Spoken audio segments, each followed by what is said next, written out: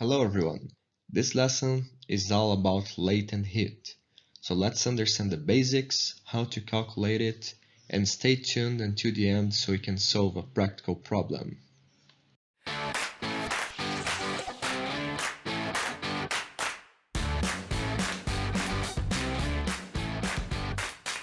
So before talking about latent heat itself, let's talk about phase change.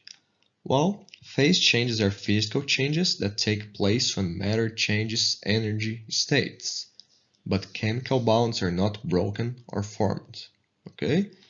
So it's very important to know also that phase changes occur at constant temperature, always. Okay?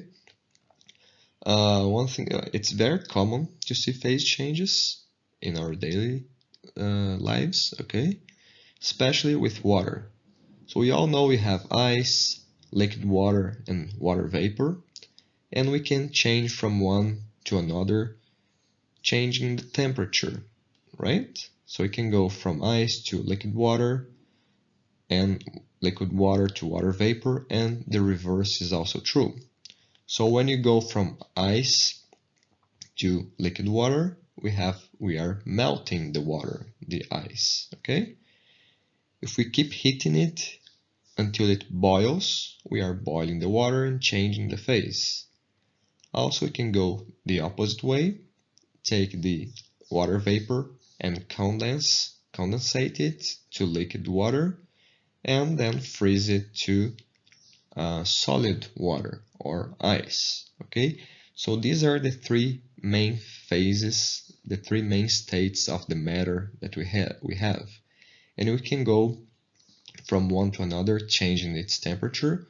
But this changes. During these changes, the temperature is always constant. All right. All right, so let's understand now the latent heat itself. So latent heat is actually the heat that's required to change the phase of a sample of mass. Okay, as simple as this. We can calculate the latent heat by multiplying the mass of this fluid or gas, okay, or solid, multiplying by this L here. This L is a constant, okay, and it's the latent heat coefficient. That's a material constant that is determined experimentally, okay?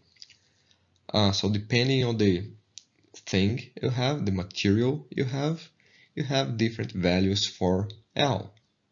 Also, depending on the phase you are changing, if you are going from solid to liquid or liquid to vapor, for example, for the same substance, the same material, this L here will also change. That's why we have the latent heat of fusion for melting and freezing, the latent heat of vaporization for vaporization or condensation, okay? And also the latent heat of sublimation. Sublimation is that thing, that phase change that goes from solid directly to vapor or vice versa. Okay, so it depends on the material and the phase you are changing. Simple, right? And another thing is that if we take a look here in this chart relating time with temperature, we can see that during the phase changes, again, it's very important, the temperature is constant. So every time you see a chart like this, these flat parts here are the phase changes, okay? Okay, so let's do this practical example, all right? We have 3 ice cubes that are used to chill water at 20 degrees Celsius, and this water has a mass of 0.25 kilograms. The ice is at 0 degrees Celsius, and each ice cube, we have 3 in total, but each one has a mass of 6 grams, right? We want to find the final temperature when all ice has melted. So we want to find the temperature at equilibrium, okay? So we also assume that the water is kept in a foam container so that the heat loss can be ignored, right? There's no heat exchange from the water to the environment, just between the ice cubes and the water. and we want to find this final temperature. Okay, so in the end, the heat exchanged from the ice needs to be the same that the heat exchanged from the water. So the water is cooling down, that's why you have this negative sign here, and the ice is warming up.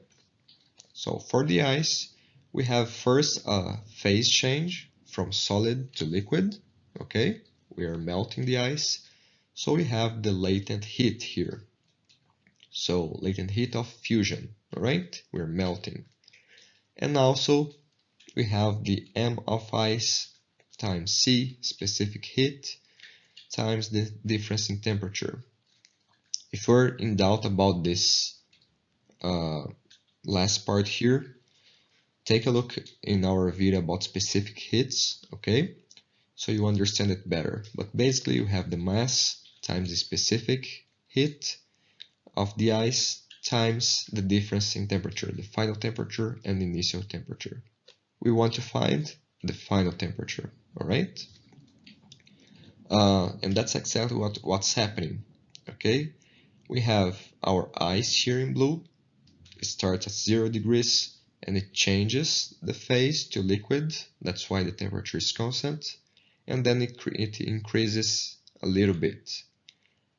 The water in orange here starts at 20 degrees and reduces its temperature until they find equilibrium. Okay? Now for the water, we're just dealing with this change in temperature. So we have a mass of the water times specific heat times the difference in temperature, final minus the initial. Okay? Now we can just put this, say that these two equations here are equal. Okay? And well, isolate the final temperature. That's the thing we want to find. Okay? And keep in mind that the specific heat here for water is around 4,186 joules per kilogram Kelvin, and the latent heat of fusion for ice, right, is 334 kilojoules per kilograms. Okay, we can then now add all the values we have. Note here that the latent heat of fusion is kilojoules, all right, that's why we have these 3 zeros here. And find the final temperature as 13 degrees Celsius. Okay, now it's your time to think about this, all the things we've discussed until now. And, well, think about it. Why does snow remain on mountain slopes even when daytime temperatures are higher than the freezing temperature, right? Probably you saw in a picture or something like this, we have the mountains and we always have this ice on top, but the temperatures are higher than the freezing temperature. So what's happening here? Comment your answers in the comment sections and see you later. Physics can be easy. Subscribe to our channel and learn with the geeks.